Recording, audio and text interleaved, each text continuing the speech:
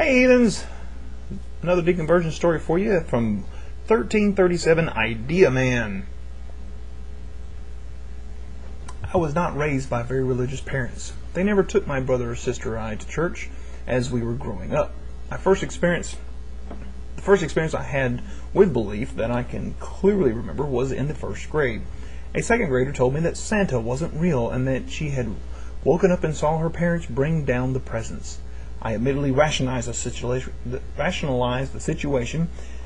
I said, well, maybe your parents were bringing you presents because you were bad or didn't believe in Santa, and they knew that he wouldn't bring you any. But they didn't want you to be sad. I was very young, but very smart, and after arguing with her for a while, I decided to wait until I got home to ask my mom. I was persistent with her about the questions, she trying to avoid a direct answer, and got the truth out of her. Well, in the second or third grade, some girls were going around the cafeteria asking, "Are you a Christian or a Catholic?" Well, I didn't know what either of those were. I remember them asking me when I said I didn't know, "Do you believe in God?" And I said, "No," and they were shocked. I didn't know why they were. I don't remember ever thinking about the question too much.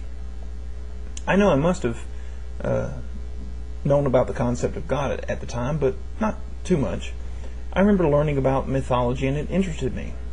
I asked myself the question, why don't people believe in this anymore, but still believe in things like Christianity? Now, after that, there is a large gap in my memory. I don't remember thinking about the subject of God again until I was 11 or so. I was in the car with my cousin, and he asked me whether I believed in God or not, and I told him no. Then he asked me whether I thought the universe was infinitely large, and I said yes. That's what I've been told.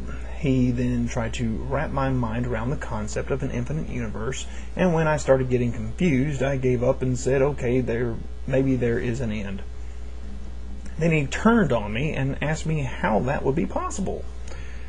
How did I think that would work, and what would limit the size at the end? I was really confused, but it got me thinking a whole new way about things. When I was about 13, I started thinking about different religious concepts like good God, bad things happen, and science versus Eden, Moses, and Noah. I gave up thinking that there must be answers whether I have them or not. It all works out because if it didn't, after all, no one would be able to believe anything about Christianity. So I gave up thinking about it for a while and decided I didn't care. I was agnostic and doubtful at times, but still an atheist. I knew my mom believed in God, reincarnation, and karma, but she was very moderate and hardly spoke of her beliefs. My dad never spoke on the subject, but though now I know he was an atheist the whole time. I guess at this time I had faith in faith, so I didn't bother religious people even though I didn't believe. At about 15, my sister had learned Santa was not real, and she did what I had done, though she found out at an older age, being 8 at the time. She went through all the fictional characters. What about the Easter Bunny? The Tooth Fairy? And then she did something that shocked me and made me laugh at the same time. God? And when everyone looked at her with shock in their faces, she said, "Just kidding." But I knew there was honest doubt there, knowing in her mind that they logically all fit together. At 16 or 17, I saw Dawkins on South Park and again on Colbert. I started watching his stuff on YouTube, and it led me to Sam Harris, and then I ran into YouTube atheists, and I started learning from everyone and all of them new things, and all of my doubts shattered. I had realized that all of the simple questions I had asked myself really had no answers from the religious. Although some try to put up reasonably logical rationalities, they were nothing more than me defending Santa when I was young.